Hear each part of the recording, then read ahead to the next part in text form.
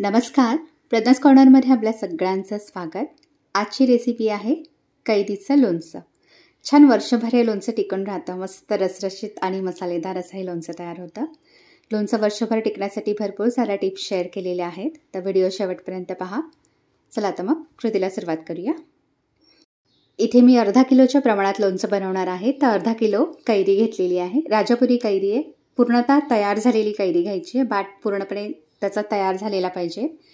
कैरी 5 ते 6 तास पाण्यामध्ये भिजवून ठेवायची आहे, म्हणजे त्याचा वरचा चिक पूर्णपणे निघतो. स्वच्छ धुवून घ्यायची आणि पूर्णपणे ड्राय करून घ्यायची आहे.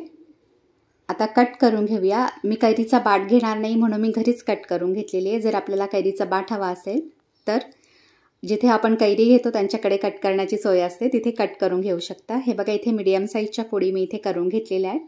आता याला हळद मीठ लावून घ्यायचं आहे. तर 1 चमचा मीठ घालायचं आहे, 1 चमचा हळद पावडर घालून घ्यायची आहे आणि हे व्यवस्थित मिक्स करून घ्यायचं आहे. हे बघा, चमच्याने मिक्स करू शकता किंवा हलकंसं असं टॉस करून घ्यायचं आहे, म्हणजे हळद मिठाला छानपैकी कोट होतं. हे बघा, इथे छानपैकी मी हळद मीठ लावून घेतलेलं आहे. आता हे 8 ते 10 तास असंच झाकून ठेवायचं आहे. जिथे पाणी लागणार नाही अशा जागेवरती झाकून ठेवायचं आहे. हे बघा, 10 तासानंतर ह्याला छानपैकी पाणी सुटलेलं आहे. कैरीच्या फोडी थोड्याशा सॉफ्ट झालेल्या आहेत. आता यातलं पाणी आपल्याला पूर्णपणे गाळून घ्यायचं आहे. तर एक टोप घ्यायचं आहे, त्याच्यावरती गाळणी ठेवायची आहे आणि त्याच्यामध्ये या कैरीच्या फोडी काढून घ्यायच्या आहेत. यातलं पाणी आपण पूर्णपणे निथळवून घेणार आहोत. हे असंच 15 मिनटं ठेवायचं आहे, म्हणजे पाणी पूर्णपणे याच्यातलं निथळून जातं. ह्या कैरीच्या फोडी आपल्याला सुकवून घ्यायच्या आहेत. तर मी इथे स्टीलच्या प्लेटमध्येच ह्या काढून घेतलेल्या आहेत. हे बघा, इथे स्प्रेड करून घ्यायच्या आहेत. जास्त प्रमाणात लोणचं करणार असाल तर प्लास्टिकच्या शीटवरती अशा स्प्रेड करून घेतल्या तरीही चालेल. फॅन खाली 6 तास सुकवून घ्यायच्या आहेत किंवा उन्हामध्ये सुकवून घेतल्या तरीही चालेल. आता लोणच्यासाठी लागणारा मसाला तयार करून घेऊया. कढई गरम करायची आहे. त्याच्यामध्ये 1 चमचा बडीशोप, 1 चमचा राई, पिवळी राई पण घेतलेली आहे मी इथे, ती घालायची 1 चमचा. अर्धा चमचा मेथी दाणे घालायचे आहेत, 1 चमचा जिरं घालायचं आहे, 3 ते 4 काळा मिरी आणि लवंग घालायचे आहेत. एखाद्या मिनिटासाठी मीडियम फ्लेमवरती आपण हे भाजून घेणार आहोत. हे छानपैकी भाजले. आता प्लेटमध्ये काढून घ्यायचं आहे. आता लोणच्यामध्ये जे मीठ आपण घालणार आहोत ते सुद्धा आपण भाजून घेणार आहोत, कारण मिठामध्ये पण मॉइश्चर असतं. तर 1 मोठा चमचा मीठ पण छानपैकी भाजून घ्यायचं आहे. एखाद्या मिनिटासाठीच मीडियम फ्लेमवरती भाजायचं आणि प्लेटमध्ये काढून घ्यायचं आहे. आता मी इथे 3 चमचे मोहरीची डाळ घेतलेली आहे, ती सुद्धा एखाद्या मिनिटासाठी भाजून घ्यायची आहे. फक्त एखाद्या मिनिटासाठी मीडियम फ्लेमवरती मी सगळे इंग्रेडियंट्स भाजून घेतलेले आहेत. डाळ छानपैकी भाजली. आता काढून घ्यायची आहे प्लेटमध्ये. आता लोणच्यामध्ये घालण्यासाठी तेल गरम करून घ्यायचं आहे. तर मी इथे 200 ग्रॅम तेल घेतलेलं आहे, जवळजवळ 1 वाटी तेल आहे. शेंगदाण्याचं किंवा मोहरीचं तेल घातलं तरीही चालेल. आता जे मसाले आपण भाजून घेतलेत ते वाटून घ्यायचे आहेत. फक्त मोहरीची डाळ वाटायची नाही आहे, बाकी सगळं जाडसर वाटून घ्यायचं आहे. हे बघा, इथे फोडी 6 तासानंतर अशा सुकलेल्या आहेत. खूप जास्त ड्राय करून घ्यायच्या नाही आहेत, थोडंसं मॉइश्चर याच्यामध्ये ठेवायचं आहे. आता याच्यामध्ये मीठ घालून घ्यायचं आहे, जे आपण भाजून ठेवलं आहे ते.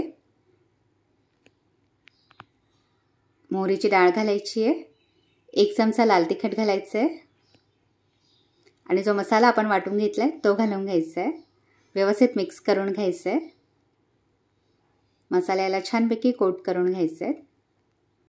आता जे आपण तेल गरम करत ठेवलं होतं त्याला छान धूर निघेपर्यंत गरम करून घ्यायचं आहे आणि नंतर थोडंसं थंड करून घ्यायचं आहे. बघा, छानपैकी कडकडीत असं गरम करून घेतलं आहे. त्याच्यानंतर थोडं थंड करून घ्यायचं आहे 3-4 मिनिटासाठी. नंतर याच्यामध्ये अर्धा चमचा हिंग घालायचं आहे, व्यवस्थित मिक्स करून घ्यायचं आहे आणि थोडंसं थंड झालेलं तेल लोणच्यामध्ये घालून घ्यायचं आहे. तेल जास्त गरम घालायचं नाही लोणच्यामध्ये, हलकंसं थंड करायचं आहे आणि मग घालायचं आहे आणि व्यवस्थित मिक्स करून घ्यायचं आहे.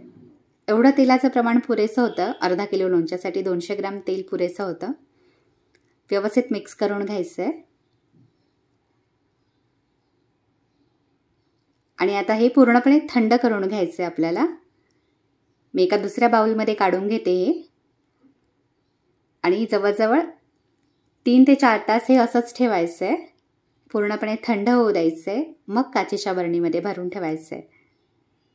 हे बघा, जवळजवळ 3-4 तास मी हे असंच ठेवलं होतं. तेल याच्यामध्ये छान मुरलं आहे. बघा, 3-4 तासामध्ये हे पूर्णपणे थंड झालेलं आहे. आता लोणचं हे काचेच्या बरणीमध्ये भरून ठेवायचं आहे. बरणी स्वच्छ धुवून कोरडी करून घ्यायची आणि मग त्याच्यामध्ये भरायचं आहे.